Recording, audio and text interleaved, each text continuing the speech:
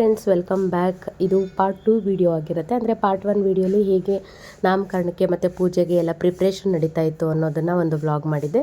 So ಇದು ಅದರದ್ದೇ continuation vlog ಆಗಿರುತ್ತೆ. ಅಂದರೆ ಅದರಲ್ಲಿ ಬರೀ ಜಸ್ಟ್ ಪ್ರಿಪ್ರೇಷನ್ ಮಾತ್ರ ಇತ್ತು. ಇದರಲ್ಲಿ ಪೂಜೆ ಎಲ್ಲ ಹೇಗೆ ನಡೆಯುತ್ತೆ ಅನ್ನೋದ್ರ ಬಗ್ಗೆ ಕಂಪ್ಲೀಟಾಗಿ ವ್ಲಾಗ್ ಮಾಡಿದ್ದೀನಿ. ಸೊ ಹಾಗಾದರೆ ಈ ಒಂದು ವ್ಲಾಗಲ್ಲಿ ಏನೆಲ್ಲ ಇರುತ್ತೆ ಅಂತ ಹೇಳಿದರೆ, ಮೊದಲನೇದಾಗಿ ಕಳಸ ಪೂಜೆ ಇರುತ್ತೆ, ಆಮೇಲೆ ನವಗ್ರಹ ಪೂಜೆ ನಡೆಯುತ್ತೆ, ಅದಾದಮೇಲಿಂದ ಶಿವನಿಗೆ ರುದ್ರಾಭಿಷೇಕ ನಡೆಯುತ್ತೆ. ಅಂದರೆ ಪಂಚಾಮೃತಾಭಿಷೇಕ ಎಲ್ಲ ಮಾಡಿ ರುದ್ರಾಭಿಷೇಕ ಎಲ್ಲ ನಡೆಯುತ್ತೆ. ಸೊ ಇದರ ಒಂದು ಕಂಪ್ಲೀಟ್ ವ್ಲಾಗು ಇದಾಗಿರುತ್ತೆ. ಸೊ ಹಾಗಾದರೆ ಬನ್ನಿ ಈ ವಿಡಿಯೋನ ಸ್ಟಾರ್ಟ್ ಮಾಡೋಣ. ಮಧ್ಯ ವಾಯ್ಸ್ ಓವರ್ ಕೊಡ್ತೀನಿ. ಫುಲ್ ಆಲ್ಮೋಸ್ಟ್ ಎಲ್ಲ ರಾ ವಿಡಿಯೋಸೇ ಇರುತ್ತೆ.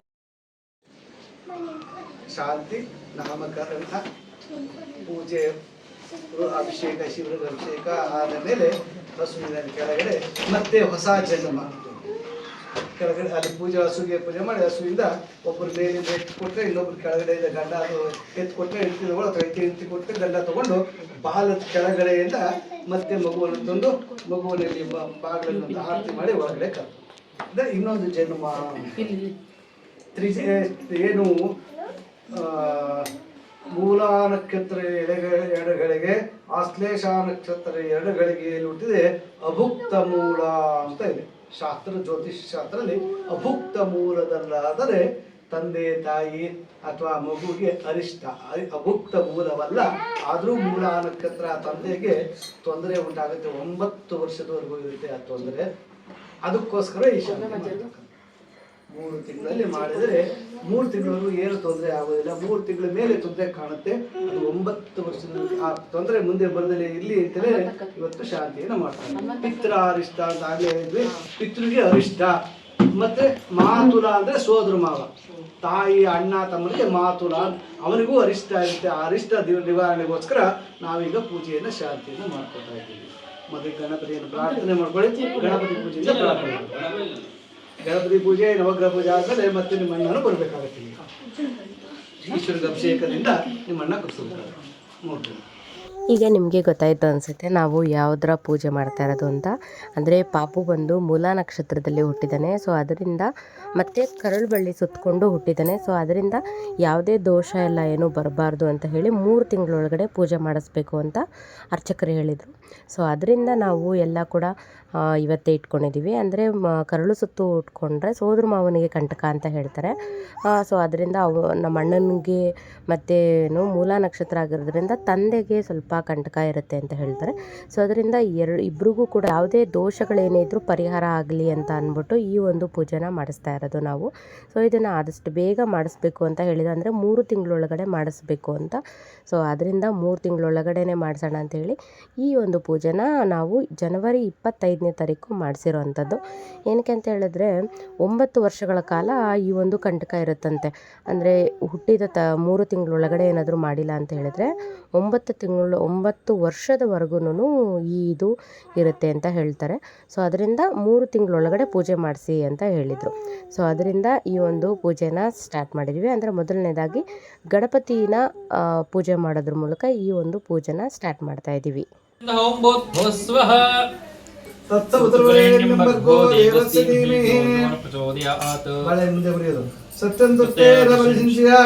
ಕಾಮಧೇನು ಸ್ವಾಮಿ ಅಮೃತಮಸ್ತು ಓಂ ಪ್ರಾಣಾಯ ಸ್ವಾಹಾ ಪಾರಾಯ ಸ್ವಾಹಾ ಜ್ಞಾನಾಯ ಸ್ವಾಹಾ ಉದಾನಾಯ ಸ್ವಾಹಾ ಸಮಾನಾಯ ಸ್ವಾಹಾ ಬ್ರಹ್ಮಣೇ ಸ್ವಾಹಾ ಮಹಾಗಣಪತಿಯೇ ನಮಃ. ಕದಲೀ ಫಲ ನೈವೇದ್ಯಂ ನಿವೇದಯಾಮಿ. ಮಧ್ಯೆ ಮದಪಾನೀಯಂ ಸಮರ್ಪಯಾಮಿ. ಪೋಷ್ಟಂ ದುರ್ಪ್ಯಾಮಿ. ಹಸ್ತೋ ವೃಕ್ಷಾಣಂ ಸಮರ್ಪಯಾಮಿ. ಪಾದೋ ವೃಕ್ಷಾಣಂ ಸಮರ್ಪಯಾಮಿ. ಉದರಾಧ್ವನೀಯಂ ಸಮರ್ಪಯಾಮಿ. ಫಲ ಸಮಾಯುಕ್ತಂ ನಾಗವಲ್ಲೇ ತಳೇರಿತಾ ಪೂರ್ಣಕರ್ಪೂರ ಇಂಯುಕ್ತಂ ತಾಂಬೂಲಂ ಪ್ರತಿಗೃಹ್ಯತಾ. ತಾಂಬೂಲಂ ಸಮರ್ಪಯಾಮಿ. ಹಿರಣ್ಯಗರ್ಭಾಯ ನಮಃ. ಸುವರ್ಣ ಪುಷ್ಪ ದಕ್ಷಿಣಾನ್ ಸಮರ್ಪಯಾಮಿ. ಸರ್ವ ಉಪಚಾರ ಪೂಜಾ ಸಮರ್ಪಯಾಮಿ.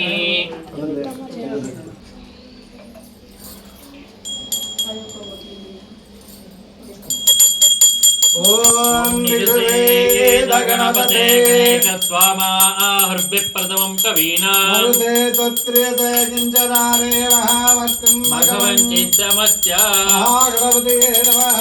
ಮಂಗಳನೀರಾಜನಂ ದರ್ಶಯಾಮಿ. ಆಜಮನಿಯಂ ಸಮರ್ಪಯಾಮಿ. ಆಜಮನಾಂತರಂ ಪರಿಮಳ ಪುಷ್ಪಾಣಿ ಸಮರ್ಪಯಾಮಿ. ನಮಸ್ಕರೋಮಿ. ಶ್ರೀಮದ್ರಮಾರಮಣ ಗೋವಿಂದ ಗೋವಿಂದ. ಜಕಾರ ಪೂರ್ವ ರೂಪ ಕಾರೋ ಮಧ್ಯಮ ರೂಪಂ ಚಾಂತ್ಯ ರೂಪ ಬಿಂದುರುತ್ತರೂಪ. ಗಣಪತಿಯನ್ನು ಪ್ರಾರ್ಥನೆ ಮಕ್ಕಳು ವಿದ್ಯಾರ್ಥಿಗಳ ವಿದ್ಯಾಲಾಭವನ್ನು ಧನಕಾಂಕ್ಷೆ ಧನಲಾಭವನ್ನು ಪುತ್ರ ಸಂತಾನಕ್ಕಾಗಿ ಗಣಪತಿಯನ್ನು ಪೂಜೆ ಮಾಡೋರಿಗೆ ಪುತ್ರ ಸಂತಾನವನ್ನು ಕೊಡ್ತಾನಂತೆ ಅಂತ ಗಣಪತಿಯನ್ನು ಪ್ರಾರ್ಥನೆ ಮಾಡ್ಕೊಳ್ಳಿ.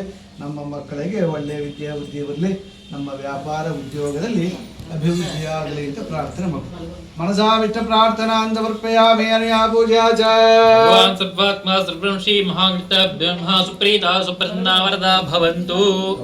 ಈಗ ತಾನೇ ಗಣಪತಿ ಪೂಜೆ ಮುಗೀತು. ಅಂದರೆ ಗಣಪತಿನ ಆಹ್ವಾನ ಮಾಡಿ ಎಲ್ಲ ಪೂಜೆಗಳು ನಿರ್ವಿಘ್ನವಾಗಿ ನಡೀಲಪ್ಪ ಅಂತ ಗಣಪತಿಯನ್ನು ಪ್ರಾರ್ಥನೆ ಮಾಡಿಕೊಂಡು ಗಣಪತಿ ಮೂಲಕ ಈ ಒಂದು ಪೂಜೆನ ಸ್ಟಾರ್ಟ್ ಮಾಡಿದ್ದೀವಿ. ಸೊ ನೆಕ್ಸ್ಟ್ ಇವಾಗ ಬಂದು ಕಳಸ ಪೂಜೆ ನಡೆಯುತ್ತೆ. ಸಿಂಹಾಸನ ಸಮರ್ಪಯಾಮಿ. ಸ್ವಾಗತಂ ಸಮರ್ಪಯಾಮಿ. ಪಾದಾರವಿಂದಯೋಃ ಪಾದ್ಯಂ ಸಮರ್ಪಯಾಮಿ. ಮಧ್ಯಮರ್ಘ್ಯಂ ಸಮರ್ಪಯಾಮಿ.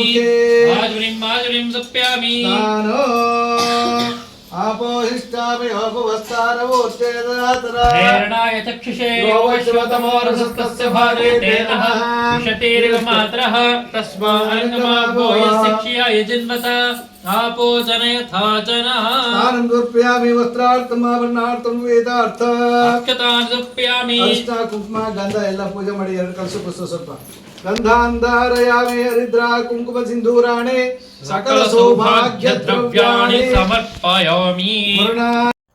ಕಳಸ ಪೂಜೆ ಎಲ್ಲ ಮುಗಿದ ಮೇಲೆ ಇವಾಗ ಮಂಗಳಾರತಿ ಮಾಡ್ತಾ ಇರೋದು. ಆದಿತ್ಯವರ್ಣಂ ತಮಸ್ತಪಾರೇ ಸರ್ವಾಣಿ ರೂಪಾಣಿ ಚಿತ್ಯಧೀರಃ ನಾಮಾನಿ ಕೃತ್ವಾ ನ ವಿವದನ್ಯದಾಸ್ತೆ.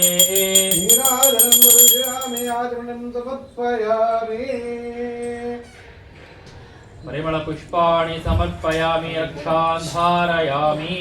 ಮಂಗಳಾರತಿ ಎಲ್ಲ ಮಾಡಾದ್ಮೇಲೆ ಎಲ್ರಿಗೂ ಕೊಡು ಅಂತ ಅಮ್ಮ ಹೇಳಿದ್ರು. ಸೊ ಅವಾಗ ಗೊಂಬೆ ಬಂದು ಎಲ್ರಿಗೂ ಮಂಗಳಾರತಿ ಕೊಡೋದಕ್ಕೆ ಅಂಥೇಳಿ ತಟ್ಟೆ ತೊಗೊಳ್ತಾ ಇದ್ದಾಳೆ. ಗೊಂಬೆ ಅಂತೂ ಎಷ್ಟು ಉದ್ದ ಕಾಣಿಸ್ತಾಳಲ್ಲ ಈ ಡ್ರೆಸ್ಸಲ್ಲಿ. ಪಾಪ ಅವಳಂತೂ ಬೆಳಗ್ಗೆ ಬೇಗನೆ ಎದ್ಬಿಟ್ಟಿದ್ಲು. ಬೆಳಗ್ಗೆ ಬೇಗ ಎದ್ದು ರೆಡಿಯಾಗಿ ಇವತ್ತು ತಮ್ಮ ಜೊತೆ ನಾನು ಜಾಸ್ತಿ ಫೋಟೋಸ್ ಹಿಡಿಸ್ಕೊಳ್ಬೇಕು, ಆಮೇಲೆ ಎಲ್ಲ ಓಡಾಡಬೇಕು, ಎಲ್ಲರೂ ಬರ್ತಾರೆ ಅಂತ ಸಖತ್ತು ಖುಷಿಯಾಗಿದ್ಲು. ಎಲ್ಲ ಚೆನ್ನಾಗಿ ಓಡಾಡಿಕೊಂಡು ಅಮ್ಮ ಮಂಗಳಾರತಿ ಕೊಡು ಅಂದರೆ ಎತ್ಕೊಂಡು ಕೊಡೋದು, ಪುರೋಹಿತರು ಏನಾದರೂ ಕೇಳಿದರೆ ಎತ್ಕೊಡೋದು, ಎಲ್ಲ ಎಷ್ಟು ಆ್ಯಕ್ಟಿವಾಗಿ ಎಷ್ಟು ಚೆನ್ನಾಗಿ ಓಡಾಡ್ಕೊಂಡೆಲ್ಲ ಇದ್ಲು ಗೊತ್ತಾ. ಆಮೇಲೆ ಪೂಜೆ ಇದು ಎಲ್ಲ ನಡಿಬೇಕಾದ್ರೆ ಅಂಕಲ್ ಏನಾದರೂ ಬೇಕಾ ಅಂಕಲ್ ಅಂತ ಕೇಳೋದು, ಎಷ್ಟು ಚೆನ್ನಾಗಿ ಆ್ಯಕ್ಟಿವ್ ಆಗಿದ್ಲು ಗೊತ್ತಾ. ಸಖತ್ ಖುಷಿ ಆಯಿತು ನಮಗಂತೂ. ನೋಡಿದ್ರೆ ಎಷ್ಟು ಬೇಗ ಇಷ್ಟುದ್ದ ಆಗ್ಬಿಡ್ತಾಳಪ್ಪ ಅಂತ ಅನಿಸುತ್ತೆ. ಆಮೇಲೆ ಮತ್ತು ಇನ್ನೊಂದು ಗೊಂಬೆಗೂ ಕೂಡ ನಾವು ಇದೇ ಥರನೇ ಪೂಜೆ ಮಾಡಿಸಿದ್ದು. ಆವಾಗಲೂ ಕೂಡ 9 ಕಳಸ ಇಟ್ಟು ಪೂಜೆ ಮಾಡಿಸಿದ್ದು. ಆವಾಗಲೂ ಕೂಡ ರುದ್ರಾಭಿಷೇಕ ಇದೆಲ್ಲ ಮಾಡಿಸಿದ್ವಿ. ಅಂದರೆ ಇವಳ್ದು ಬಂದು ಜ್ಯೇಷ್ಠ ನಕ್ಷತ್ರ ಆಗಿತ್ತು. ಅವಳಿಗೆ ನಮಗೆ 5 ವರ್ಷದವರೆಗೂ ಟೈಮ್ ಕೊಟ್ಟಿದ್ರು. ಅಂದರೆ 5 ವರ್ಷದವರೆಗೂ ಯಾವಾಗ ಬೇಕಾದರೂ ಮಾಡಿಸ್ಬೋದು ಅಂತ. ಬಟ್ ಇವನಿಗೆ 3 ತಿಂಗಳೊಳಗಡೆ ಮಾಡಬೇಕು ಅಂತ ಹೇಳಿದರು. ತುಂಬ ಜನ ಅಂದ್ಕೊಳ್ತಾರೆ ಇದೆಲ್ಲ ನಂಬಾರ್ದು, ಇದೆಲ್ಲ ಮೂಢನಂಬಿಕೆ ಅಂತ. ಆ್ಯಕ್ಚುಲಿ ನಾನು ದೇವ್ರ ವಿಷಯದಲ್ಲಿ ಮಾತ್ರ ನಾನು ನಂಬದಿರೇ ಇರಲ್ಲ. ಬೇರೆ ಎಲ್ಲನೂ ನಾನು ಅಷ್ಟು ಈಸಿಯಾಗಿ ನಂಬಲ್ಲ. ಅಂದರೆ ಈ ಮಾಟ ಮಂತ್ರ ಮಾಡಿಸ್ತಾರೆ ಅದೆಲ್ಲ ಹೇಳ್ತಾರಲ್ಲ, ಅದನ್ನೆಲ್ಲ ನಾನು ನಂಬಲ್ಲ. ದೇವ್ರ ವಿಷಯದಲ್ಲಿ ಮಾತ್ರ ಹೇಗೋ ಮಾಡ್ತಾರೆ ಅಂತ ಅಂದ್ಬಿಟ್ಟು ನಾನು ದೇವ್ರ ವಿಷಯದಲ್ಲೆಲ್ಲ ಆಟ ಆಡಲ್ಲ. ಸೊ ದೇವ್ರದ್ದು ಯಾವುದೇ ಹೇಳಿದ್ರು ಕೂಡ ತುಂಬ ಶ್ರದ್ಧೆ ಭಕ್ತಿಯಿಂದ ನಾನು ಪೂಜೆ ಎಲ್ಲ ಮಾಡಿಸ್ತೀನಿ ಮನೇಲಿ. ಅದರಲ್ಲೂ ಇವತ್ತಿನ ದಿನ ಅಂತೂ ತುಂಬ ವಿಶೇಷ. ಏನಪ್ಪ ಅಂತ ಹೇಳಿದ್ರೆ ಇವತ್ತಿನ ದಿನ ಬಂದು ರಥಸಪ್ತಮಿ ಇರುತ್ತೆ. ಅಂದರೆ ಜನವರಿ 25ನೇ ತಾರೀಕು ರಥಸಪ್ತಮಿ ಇದೆ. ಸೊ ಇವತ್ತಿನ ದಿನ ಪೂಜೆ ಮಾಡಿಸಿದ್ರೆ ತುಂಬ ಒಳ್ಳೆಯದು. ನಮಗೆ ಇವತ್ತಿನ ದಿನ ಪೂಜೆ ಮಾಡಿಸೋದಕ್ಕೆ ಅನುಕೂಲ ಆಯ್ತಲ್ಲ, ನಮಗಂತೂ ತುಂಬ ಖುಷಿ ಆಯಿತು. ಮತ್ತು ಇನ್ನೊಂದೇನಪ್ಪ ಅಂತ ಹೇಳಿದ್ರೆ ತುಂಬ ಜನಕ್ಕೆ ರಥಸಪ್ತಮಿ ಅಂದರೆ ಏನು ಅಂತಲೇ ಗೊತ್ತಿಲ್ಲ, ರಥಸಪ್ತಮಿಯ ವಿಶೇಷತೆನೂ ಕೂಡ ಗೊತ್ತಿಲ್ಲ. ಸೊ ಇದ್ರ ಬಗ್ಗೆ ಪುರೋಹಿತರೇ ಹೇಳ್ತಿದ್ದಾರೆ ರಥಸಪ್ತಮಿ ಅಂದರೆ ಏನು, ಅದ್ರ ಬಗ್ಗೆ ಎಲ್ಲ ಡೀಟೇಲಾಗಿ ಎಕ್ಸ್ಪ್ಲೇನ್ ಮಾಡ್ತಿದ್ದಾರೆ ನೋಡಿ. ಬಿಸಿಲು ಜಾಸ್ತಿ ಆಗ್ತಕ್ಕಂಥ ಒಂದು ದಿನ, ಸೂರ್ಯ ರಥ ಇರೋ ದಿನ, ಆದ್ದರಿಂದ ಇದನ್ನು ರಥಸಪ್ತಮಿ ಅಂತ ಕರೀತಾರೆ. ಭೀಷ್ಮ ತನ್ನ ಪ್ರಾಣವನ್ನು ತ್ಯಾಗ ಮಾಡಿದ ದಿನ ಕೂಡ ಇವತ್ತೇ. ಉತ್ತರಾಯಣ ಬರೋ ಕಾದಿದ್ದು ಭೀಷ್ಮ ತನ್ನ ಪ್ರಾಣವನ್ನು ತ್ಯಾಗ ಮಾಡಿದ್ದಾನೆ. ಅದು ಒಂದೇ ದಿನ ಸಪ್ತಮಿಯ ದಿನ, ನಾಗ ಮಾಸದಲ್ಲಿ ರಥಸಪ್ತಮಿ ಬಹಳ ಒಳ್ಳೆಯ ದಿನ. ಸೂರ್ಯನ ಒಂದು ಶಕ್ತಿ ಜಾಸ್ತಿ ಆಗ್ತದೆ. ಸೂರ್ಯನಿಗೆ ಶಕ್ತಿ ಜಾಸ್ತಿ ಆದರೆ ಮನುಷ್ಯರಿಗೆ ಅಥವಾ ಗಿಡ ಮರಗಳಿಗೆ ಶಕ್ತಿಯನ್ನು ಕೊಡ್ತಾನೆ. ಸೂರ್ಯ ಚೆನ್ನಾಗಿಲ್ಲ ಅಂದರೆ ನಮ್ಗೆ ಏನಾಗುತ್ತೆ, ಸೂರ್ಯ ಬರಲಿಲ್ಲ ಅಂದರೆ ವಿಟಮಿನ್ ಡಿ ಅಂತ ಡಾಕ್ಟರ್ ಹತ್ರ ಬಂದರೆ ವಿಟಮಿನ್ ಡಿ ಕಮ್ಮಿ ಇದೆ ಅಂತಾರೆ. ಸೂರ್ಯ ಇಲ್ಲ ಅಂದರೆ ಗಿಡ ಬೆಳೆಯೋದಿಲ್ಲ, ಮರ ಬೆಳೆಯೋದಿಲ್ಲ, ಅಥವಾ ಹಣ್ಣು ಕಾಯಿ ಹಂಪಲು ಏನೂ ಆಗೋದಿಲ್ಲ.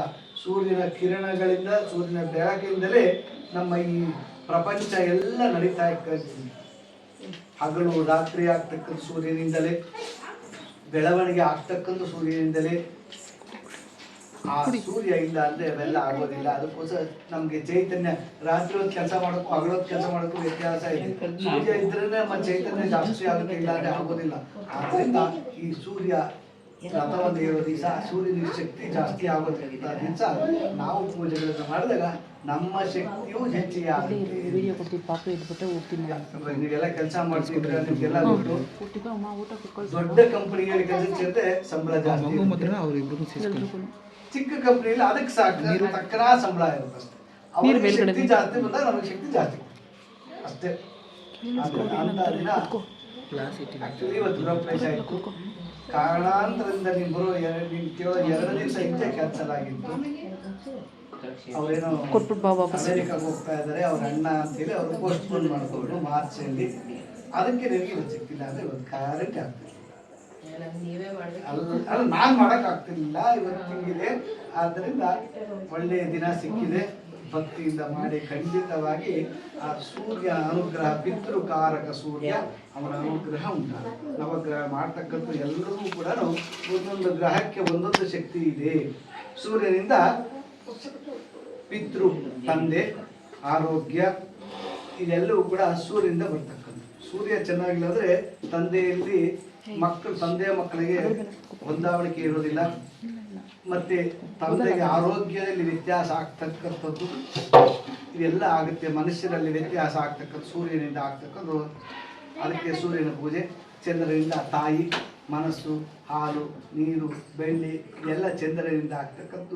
ಆದ್ದರಿಂದ ಚಂದ್ರನ ಪೂಜೆ. ಕುಜನಿಂದ ಅಣ್ಣ ತಮ್ಮಂದರು, ಅಕ್ಕ ತಂಗಿಯರ ವ್ಯವಹಾರ. ಕುಜ ಚೆನ್ನಾಗಿದ್ದಾನೆ ಅಂದರೆ ಅಣ್ಣ ತಮ್ಮಂದರು ಚೆನ್ನಾಗಿರ್ತಾರೆ, ಅಥವಾ ಅಕ್ಕ ತಂಗಿಯರಲ್ಲಿ ಚೆನ್ನಾಗಿರ್ತಾರೆ, ಇಲ್ಲಾಂದರೆ ಯಾವಾಗಲೂ ಜಗಳ ಆಗ್ತದೆ. ಆ ಭೂಮಿಯ ವ್ಯವಹಾರವೂ ಕೂಡ ಕುಜನಿಂದ ಬರ್ತಕ್ಕಂಥದ್ದು. ಹೆಂಗಸರಲ್ಲಿ ಮುಟ್ಟಿನ ದೋಷ ಬರೋದು ಕೂಡ ಕುಜನಿಂದ. ಪೀರಿಯಡ್ಸ್ ಕರೆಕ್ಟ್ ಆಗ್ತಾ ಇಲ್ಲ ಅಂದರೆ ಅವ್ರಿಗೆ ಕುಜ ಚೆನ್ನಾಗಿಲ್ಲ, ಕುಜ ದೋಷ ಇದ್ದರೆ ಮದುವೆ ಆಗೋದಿಲ್ಲ, ಕಷ್ಟ ಆಗುತ್ತೆ. ಇದೆಲ್ಲ ಕುಜನಿಂದ ಬರ್ತಕ್ಕಂಥದ್ದು. ಬುಧನಿಂದ ಬುದ್ಧಿ. ಬುಧ ಚೆನ್ನಾಗಿದ್ರೆ ಒಳ್ಳೆಯ ಬುದ್ಧಿ ಬರುತ್ತೆ, ಬುಧಕ್ಕೆ ಚೆನ್ನಾಗಿಲ್ಲ ಅಂದರೆ ಕೆಟ್ಟ ಬುದ್ಧಿ ಬರುತ್ತೆ, ಅಷ್ಟೇ ಇರುತ್ತೆ. ಗುರುವಿನಿಂದ ಕೆಲಸ ಕಾರ್ಯಗಳು ನಡೀತದೆ. ಗುರುಬಲ ಆಯ್ತು ಅಂತ ಎಲ್ಲರೂ ಕೇಳ್ತಾರೆ. ಯಾಕೆ ಅಂದರೆ ಗುರು ಚೆನ್ನಾಗಿದ್ರೆ ವಿದ್ಯೆ ಬರುತ್ತೆ, ಕೆಲಸ ಕಾರ್ಯಗಳು ನಡೀತವೆ. ಗುರು ಚೆನ್ನಾಗಿಲ್ಲ, ಗುರುಬಲ ಇಲ್ಲ ಅಂದರೆ ಕೆಲಸ ಕಾರ್ಯಗಳು ನಡೆಯಿಲ್ಲ, ವಿದ್ಯೆ ಸರಿಯಾಗಿ ಬರೋದು, ಅಲ್ಲಲ್ಲೇ ಮರಿತಾ ಇರ್ತದೆ. ಶುಕ್ರನಿಂದ ಗಂಡ ಹೆಂಡತಿಯ ಸಂಬಂಧ, ಹಣಕಾಸಿನ ವ್ಯವಹಾರ ಇದೆಲ್ಲವೂ ಕೂಡ ಶುಕ್ರನಿಂದ ಬರ್ತದೆ. ಶುಕ್ರ ಚೆನ್ನಾಗಿದ್ರೆ ಗಂಡ ಹೆಂಡತಿಯಲ್ಲಿ ಜಗಳ ಕಡಿಮೆ ಆಗುತ್ತೆ. ಶುಕ್ರ ಚೆನ್ನಾಗಿಲ್ಲ ಅಂದರೆ ಯಾವಾಗಲೂ ಜಗಳ ಆಡ್ತಿರ್ತಾರೆ. ಅದ್ರ ಜೊತೆಗೆ ಹಣಕಾಸಿನ ವ್ಯವಹಾರ ಗಂಡದ ಪೂರ್ಣ ಕಾರ್ಯವನ್ನು ಪೂರ್ಣ ಮಾಡೋಕ್ಕೆ ರಾಹು ಚೆನ್ನಾಗಿರುತ್ತೆ. ರಾಹು ಚೆನ್ನಾಗಿಲ್ಲ ಅಂದರೆ ಯಾವ ಕೆಲಸವನ್ನು ಪೂರ್ಣ ಮಾಡ್ತಾರೆ. ಇವಾಗ ರಾಹು ಬಡ್ದಂಗ ಅಂತಾನೆ ಅಂತ. ರಾಹು ಅಂದರೆ ರಾಹು ಅಂದರೆ ಅವ್ರ ಕೈಲಿ ಏನು ಕೆಲಸ ಮಾಡೋಕ್ಕಾಗೋದಿಲ್ಲ, ಎಲ್ಲ ಒದ್ದಾಡ್ತಿದ್ದು ದೂರ ಆಡ್ಕೊಂಡ್ಬಿಡ್ತಾರೆ. ದೂರ ಆಡ್ಕೊಂಡ್ರೆ ರಾಹು ಬಡ್ದಿಂದ ನಾವು ನೋಡುವಂತಾರೆ ಆಡಬಾರ್ದು ಅಂದರೆ ರಾಹುವೇ ರಾಹು ಆಡಬಾರ್ದು. ಅದನ್ನು ರಾಹು ಅಂತಾರೆ. ರಾಹು ಬರೆದ್ರೆ ಏನೂ ಆಗೋದಿಲ್ಲ. ಆದ್ದರಿಂದ ಕೇತುವಿನಿಂದ ವಂಶ ಬೆಳೀತಕ್ಕಂಥದ್ದು. ಕೇತು ಚೆನ್ನಾಗಿದ್ದರೆ ವಂಶ ಬೆಳೆಯೋದು, ಕೇತು ಚೆನ್ನಾಗಿಲ್ಲ ಅಂದರೆ ವಂಶ ಬೆಳೆಯೋದಿಲ್ಲ. ಆದ್ದರಿಂದ ಮೃತ್ಯುಂಜಯನ್ನು ಅಪಮೃತ್ಯು ಪೀಡಾ ಪರಿಹಾರಕ್ಕಾಗಿ ಚಿತ್ರ ಇಷ್ಟ ಮತ್ತು ಮಾತುರಾಧಿಕ ಸೋದರ ಮಾವದ ಇಷ್ಟಗೋಸ್ಕರ ಮೃತ್ಯುಂಜಯನ ಪೂಜೆ, ಶಿವನ ಒಂದು ಅಭಿಷೇಕ ಹೋಮ ಮಾಡ್ತಕ್ಕಂಥದ್ದು. ಚಂದ್ರನ ಪ್ರಾರ್ಥನೆ ಮತ್ತು ಈಗ ಚಂದ್ರನ ಪ್ರಾರ್ಥನೆ ನೋಡಿದ್ರಿ ಅಲ್ವಾ ಎಷ್ಟೆಲ್ಲ ಇದೆ ಅಂತ ರಥಸಪ್ತಮಿಯ ವಿಶೇಷತೆ. ಮತ್ತು ಅದಾದಮೇಲೆ ನವಗ್ರಹ ಪೂಜೆ ಏನಕ್ಕೆ ಮಾಡಬೇಕು, ಯಾವ್ಯಾವ ಗ್ರಹಗಳಿಂದ ಯಾವ್ಯಾವ ದೋಷ ಉಂಟಾಗುತ್ತೆ, ಮುಟ್ಟಿನ ದೋಷ ಏನಕ್ಕೆ ಬರುತ್ತೆ, ಮಕ್ಕಳಾಗದಿರೋದು ಏನಕ್ಕೆ ಬರುತ್ತೆ, ಮತ್ತು ಗಂಡ ಹೆಂಡತಿ ಯಾವಾಗ ಜಗಳ ಆಡ್ತಾರೆ, ಮತ್ತು ಅಕ್ಕ ತಂಗಿರಲ್ಲಿ ಬಾಂಧವ್ಯ ಯಾಕಿರಲ್ಲ, ಅದರದ್ದೆಲ್ಲ ಎಷ್ಟು ಡೀಟೇಲಾಗಿ ಎಕ್ಸ್ಪ್ಲೇನ್ ಮಾಡ್ತಾರಲ್ಲ. ಬರೀ ಪೂಜೆ ಮಾಡಿಸಿದ್ರೆ ಮಾತ್ರ ಸಾಲಲ್ಲ, ನಮಗೆ ಅದ್ರ ಬಗ್ಗೆ ಗೊತ್ತಾಗಬೇಕು. ಅವರು ಸಂಸ್ಕೃತ ಓದ್ತಾರೆ ಇಲ್ಲ ಅಂತಲ್ಲ, ಬಟ್ ನಮಗೇನು ಅರ್ಥ ಆಗುತ್ತೆ, ಸುಮ್ಮನೆ ಕೈ ಮುಕ್ಕೊಂಡು ಕೂತ್ಕೊಂಡ್ರೆ ಆಗಲ್ಲ.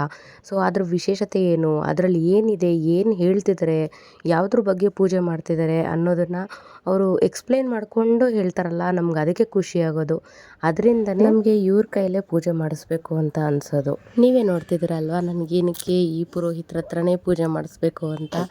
ಆಸೆ ಅಂದರೆ ಇದೇ ವಿಷಯಕ್ಕೇ ಪ್ರತಿಯೊಂದು ಕೂಡ ಡೀಟೇಲಾಗಿ ಎಕ್ಸ್ಪ್ಲೇನ್ ಮಾಡಿಕೊಂಡು ಯಾವ ಪೂಜೆ ಮಾಡೋದ್ರಿಂದ ಏನು ಲಾಭ ಸಿಗುತ್ತೆ, ಯಾವುದರಿಂದ ನಿಮ್ಗೆ ಏನು ಉಪಯೋಗ ಇದೆ, ಮತ್ತು ನಿಮಗೆ ಯಾವುದ್ರ ಬಗ್ಗೆ ಪ್ರತಿಯೊಂದು ಹೇಳ್ತಾರೆ ಡೀಟೇಲಾಗಿ ಯಾವ್ಯಾವ ಪೂಜೆದು ಯಾವ್ಯಾವ ವಿಧಾನ ಯಾವ್ಯಾವ ಇದು ಅಂತ. ಸೊ ಅದರಿಂದನೇ ನನಗೆ ಇವ್ರ ಕೈಲೇ ಪೂಜೆ ಮಾಡಿಸ್ಬೇಕು, ಯಾಕೆಂದ್ರೆ ನಮಗೂ ಒಂದು ತಿಳ್ಕೊಂಡಂಗೆ ಆಗುತ್ತೆ. ನಮಗೇನಕ್ಕೆ ಇದೆ ಇವಾಗ ಎಲ್ರಿಗೂ ನಮಗೂ ಅಷ್ಟೇ ಇದ್ದಕ್ಕಿದ್ದಂಗೆ ಕಷ್ಟ ಬರುತ್ತೆ, ಇದ್ದಕ್ಕಿದ್ದಂಗೆ ಸುಖವಾಗಿರ್ತೀವಿ, ಇದ್ದಕ್ಕಿದ್ದಂಗೆ ಅಳು ಬರುತ್ತೆ, ಇದ್ದಕ್ಕಿದ್ದಂಗೆ ಒಂಥರ ಇರುತ್ತೆ. ಸೊ ಇದೆಲ್ಲ ಏನಕ್ಕಾಗುತ್ತೆ ಅಂತ ನೋಡಿದ್ರಲ್ಲ, ಇವಾಗ ನೀವೇ ಕೇಳಿಸ್ಕೊಂಡ್ರಿ. ಸೊ ಈ ಥರ ಹೇಳೋದ್ರಿಂದ ನಮಗೆ ಪುರೋಹಿತರು ಹೇಳಿದ್ರಲ್ವಾ ಮೋಸ್ಟ್ಲಿ ಈ ಥರ ಇರ್ಬೋದೇನೋ, ಅದರಿಂದ ನಮ್ಗೆ ಹಿಂಗೆ ಕಷ್ಟ ಬರ್ತಿದೆಯೇನೋ, ಸರಿ ಹೋಗುತ್ತೆ ಅಂತ ಒಂದು ಪಾಸಿಟಿವ್ ಎನರ್ಜಿ ಬರುತ್ತೆ. ಮತ್ತು ಅವ್ರ ಮಾತಲ್ಲೇ ನಮಗೊಂದು ಪಾಸಿಟಿವಿಟಿ ಇದೆ. ಸೊ ಅದರಿಂದ ನನಗೆ ಇವ್ರ ಕೈಲೇ ಪೂಜೆ ಮಾಡಿಸ್ಬೇಕು ಅನ್ನೋದು ನನಗೆ ತುಂಬ ಆಸೆ. ನನಗೆ ಯಾವುದೇ ಹಬ್ಬ ಬರಲಿ ಏನೇ ಬರಲಿ, ನಮಗೆ ಮುಂದೆ ದೇವ್ರು ಏನಾದ್ರು ತುಂಬ ಚೆನ್ನಾಗಿ ಅನುಕೂಲ ಮಾಡಿಕೊಡ್ತು ಅಂದರೆ ನಾನಂತೂ ಇವ್ರ ಹತ್ರನೇ ಏನೇ ಮಾಡಿಸ್ಬೇಕು ಅಂತಂದರೂ ಒಂದು ಚಿಕ್ಕ ಪೂಜೆಯಿಂದ ಹಿಡಿದು ಅನುಕೂಲ ಕೊಟ್ಟರೆ ದೊಡ್ಡ ದೊಡ್ಡ ಪೂಜೆ ಮಾಡಿಸೋವರೆಗೂ ನಾನು ಇವ್ರನ್ನೇ ಕರೆಸೋದು. ಸೊ ಆ ಥರ ನನಗೆ ಆಸೆ ಇರೋದು. ಹೆಂಗೋ ಹೀಗೆ ಎಲ್ಲ ಚೆನ್ನಾಗಾಗಲಿ ಅಂತ ದೇವ್ರನ್ನೂ ಬೇಡ್ಕೊಳ್ತೀನಿ. ನೋಡೋಣ ಮುಂದೆ ಹೇಗಿರುತ್ತೆ ಅಂತ. ಆಮೇಲೆ ಇವಾಗ ನವಗ್ರಹ ಪೂಜೆ ಎಲ್ಲ ಮುಗೀತು. ಇವಾಗ ನೆಕ್ಸ್ಟ್ ಬಂದು ಮಾಡ್ತಾ ಇರೋದು ಶಿವನಿಗೆ ಒಂದು ಅಭಿಷೇಕ ಮಾಡ್ತಾರೆ. ಸೊ ಶಿವಲಿಂಗಕ್ಕೆ ಹೇಗೆ ಅಭಿಷೇಕ ಮಾಡಿಸ್ತಾರೆ ಅಂತ ನೋಡೋಣವಾ. ಶಿವನಿಗೆ ಪೂಜೆ ಮಾಡಬೇಕಾದ್ರೆ ಅಣ್ಣನ್ನು ಕೂಡ ಕೂರಿಸ್ಕೊಂಡ್ರು, ಅಂದರೆ ಸೋದರ ಮಾವನ್ನ ಕೂಡ ಕೂರಿಸ್ಕೊಳ್ತಾರೆ. ಅಂದರೆ ಕೆಲವೊಂದು ಪೂಜೆ ಮಾಡಿಸ್ತಾ ಇದ್ದೀವಲ್ಲ ಅದರಲ್ಲಿ ಸೋದರ ಮಾವ ಕೂಡ ಕೂತ್ಕೊಳ್ಬೇಕು ಅಂತ ಹೇಳಿದರು. ಸೊ ಅದರಿಂದ ಇವಾಗ ಶಿವನಿಗೆ ಪೂಜೆ ಮಾಡೋದ್ರಿಂದ ಅಣ್ಣ ಕೂಡ ಪ್ರತಿಯೊಂದರಲ್ಲೂ ಇವಾಗ ಇರ್ತಾರೆ. ಶಿವನಿಗೆ ಪೂಜೆ ಮಾಡೋದು ಮತ್ತು ಹೋಮ ಇದರಲ್ಲೆಲ್ಲ ಅಣ್ಣ ಕೂರಬೇಕು. ಸೊ ಇವಾಗ ಶಿವಲಿಂಗಕ್ಕೆ ಪೂಜೆ ಮಾಡೋದಕ್ಕೆ ಸ್ಟಾರ್ಟಿಂಗು ಅವ್ರ ಕೈಲಿ ಏನು ಮಾಡಿಸ್ಬೇಕು ಅದು ಪೂಜೆಗೆ ಎಲ್ಲನೂ ಮಂತ್ರ ಎಲ್ಲ ಹೇಳಿ ಪೂಜೆ ಸ್ಟಾರ್ಟ್ ಮಾಡ್ತಾ ಇದ್ದಾರೆ.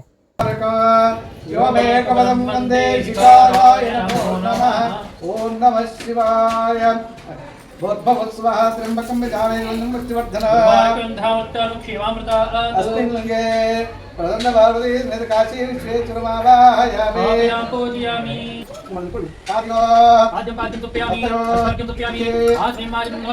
ಸಮಯಾಮಿ ಸ್ನಾನೋ हिरण्यवर्णाश्वे पावकायाद्रादकच्छमोयासिन्द्रः गर्भं तदे विरूपस्थानाभिषिक्ष्यो न भवन्तु या शालिन्द्राजा वृणो यातु मध्ये त्याण्डदेवपश्चङ्कराना यो पावकास्थानाभिषिक्ष्यो न भवन्तु या सान्देवादेवप्रत्ययामत्रक्षे बोधा भवन्ते या तदे मैसोदन्तिप्रास्थानाभिषिक्ष्यो न भवन्तु नमः चक्षुषा पश्यता पश्रया गोपस्तमे तद्भागं मध्ये चक्षुषतो हुवमयमच्चमोजो निदत्ता यदत् सम्प्रयते रावरदा तस्मादानद्यो नामत्तताव नामं यद्वेषिता वरुणेन ताशीवकं समवल्गता तदाप्नोदिन्द्रो भोजिस्तस्मादापोरुस्तन अपकामगच्छन्दमानवीव्रतो इन्द्रो वशक्तिर्देवीस्तस्मात् द्वारनामभोयितुम् एको देवो प्रतिष्ठति चन्दमान् यदा कुसुमुदानिशर्महीरिति तस्मादुदकमुच्यते आपो भद्राकृतपदापासुरग्नि सोमो सुभ्रत्यापैताः तीव्रो रसोमुदुपितामरङ्गमामः प्राणेन सह वर्चसागन् आदित्यस्यामृतवास्नो व्यामाघोषो गच्छति वाङ्नासान्मन्ये वेदानो अमृतस्य तर्हि हिरण्यवर्णा अतुवन्यधावः आपो हिष्टार्य भूत्तानमूर्तेदातना महेरणा चक्षते सोमशवतमानसस्तस्य वाजेतेनः क्षतेर्मातः तस्मारङ्गमावभयस्यक्ष्याय जन्मता आपो जनयता जना पंचामृतस्नानं करिष्ये ले अभिषेक ಮಾಡಿ ನೀವಿಬ್ರು ಮಾಡಿ ಹೆಂಗಿದೆ ಮಾಡಬೇಕು ಕೊಡಿ. ಓಮಾಪ್ಯಾಯ ಸ್ವಸಮೇ ಸುತ सोमवृष्ण्यं भवाभाजस्य संगते क्षीरेण स्थापयामि सद्यो जातं प्रपद्यामि सद्यो जाताय वै नमो नमः भवे भवेनाति भवे भवस्वभा भवोद्भवाय नमः क्षीरेण स्थापयामि ॐ धविक्रावन्नोकारिषः कृष्णालक्ष्मस्य वाजिनः सुरभिरामकाकरतो प्रणमायोगं चिदारिषतु दत्तास्तपयामि वामदेवाय नमः ज्येष्ठाय नमः श्रेष्ठाय ोद्धाय नमः कालाय नमः कलविकर्णाय नमो बलविकर्णाय नमो बलाय नमो बलप्रमदनाय नमः सर्वभूतनाय नमो मनोन्मनाय नमः ॐ शुक्रवसि ज्योतिरसिते ज्योतिदेवो वस्तुवितोत्तुना स्वचित्रेण पवित्रेण वसो सूर्यस्य अघोरेभ्यो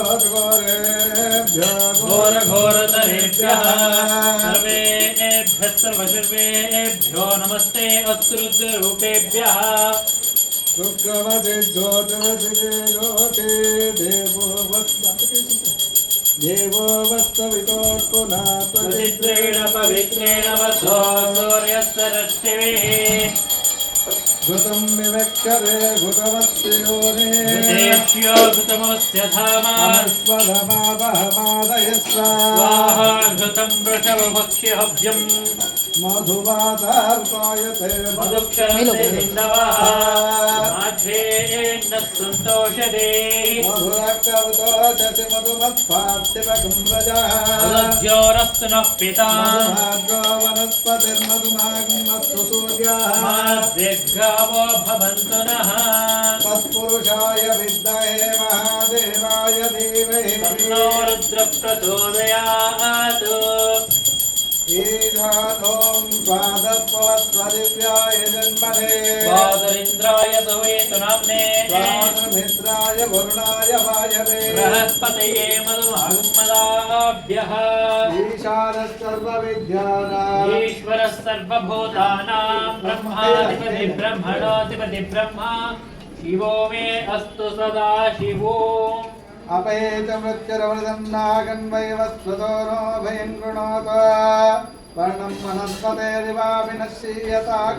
सचतानश्रुदेवते परं मृत्योरुपरि पन्थां यस्ते स्वैत्रोरिवयानात् चक्षुष्पते शृण्वते ते भवे विमानप्रजागुण्डेरिचोन्मोदवीरान् प्राणं मनसाद्वारभावे प्रजापदेयो भुवनस्य गोपाः मनो मृत्योस्तायः आत्मगुंहसो जोग्रीवाजनावशीर्हि अमुत्रभूयाभिदेद्यवत्स्य बृहस्पते विशस्तेरमुञ्चः पत्यो हतामश्विना मृत्युभस्मात् देवो नामध्ये विषजाशिजीभिः हरिं हरन्तमनयन्त देव विश्वस्येशानं वृषभं मतेन ब्रह्मस्वरूपमुनमेधामागादेन महाविवधेर्विक्रमस्व शल्कैरग्निमिन्धानो उभोरोपोदननिग्रहम् उभयो लोकयो रुद्रादि मृत्युञ्जराम्यः प्राय महादेवाय त्र्यंबकाय चक्रांतकाय चकाग्निकालाय कालाद्यस्वाय रुद्धा मृत्युंजयाय सर्वेश्वराय सदाशिवाय श्रीमन्महादेवाय नमः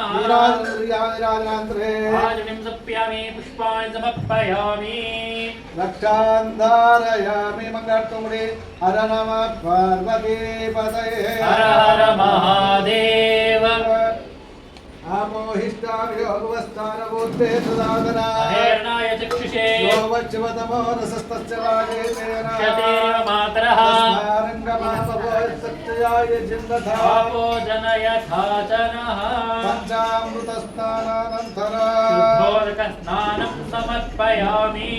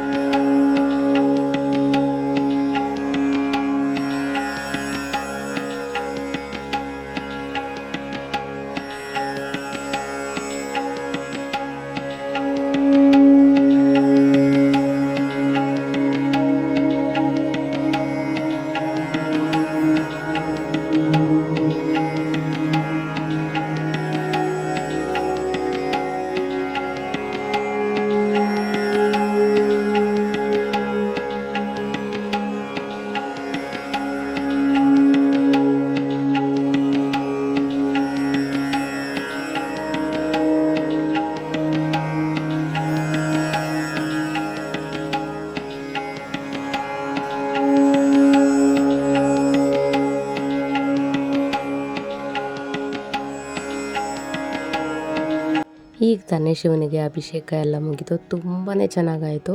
ಆಲ್ಮೋಸ್ಟ್ 3/4 ಗಂಟೆ ಹಿಡೀತು ಇದು ಒಂದು ಅಭಿಷೇಕ ಎಲ್ಲ ನಡೆಯೋದಕ್ಕೆ ಅಂತ ಹೇಳಿ. ತುಂಬ ಅಂದರೆ ತುಂಬ ಚೆನ್ನಾಗಾಯಿತು ಅಭಿಷೇಕ. ತುಂಬಾ ಖುಷಿಯಾಯಿತು ನಮಗಂತೂ.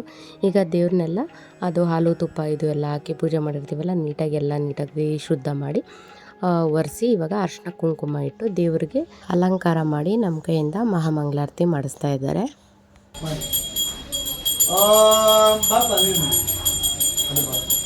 ಓಂ ಹಿರಣ್ಯವಾತ್ರಂ ಮದೋ ಪೂರ್ಣಂ ದದಾತಿ ಮಧುರ್ಯೋತಾನೇತಿ ಏಕದಾ ಬ್ರಹ್ಮಣಮುಪಹರತಿ ಏಕದೇವ ಯಜಮಾನ ಆಯುಸ್ತೇಜೋ ದಧಾತಿ ನಮಸ್ತೆ ಅಸ್ತು ಭಗವನ್ ವಿಶ್ವೇಶ್ವರಾಯ ಮಹಾದೇವಾಯ ತ್ರ್ಯಂಬಕಾಯ ತ್ರಿಪುರಾಂತಕಾಯ ತ್ರಿಕಾಗ್ನಿಕಾಲಾಯ ಕಾಲಾಜ್ಞರುದ್ರಾಯ ನೀಲಕಂಠಾಯ ಮೃತ್ಯುಂಜಯಾಯ ಸರ್ವೇಶ್ವರಾಯ ಸದಾಶಿವಾಯ ಶ್ರೀಮನ್ಮಹಾದೇವಾಯ ನಮಃ. ನೀರಾಜನಂತರ್ಯಾಮೀರಾಜನಾಂತರೇ ಆಜ್ಞೆಯನ್ನು ಸಮರ್ಪಯಾಮಿ. ಪರಿಮಳ ಪುಷ್ಪಾಣಿ ಸಮರ್ಪಯಾಮಿ. ರಕ್ಷಾಂ ಧಾರಯಾಮಿ.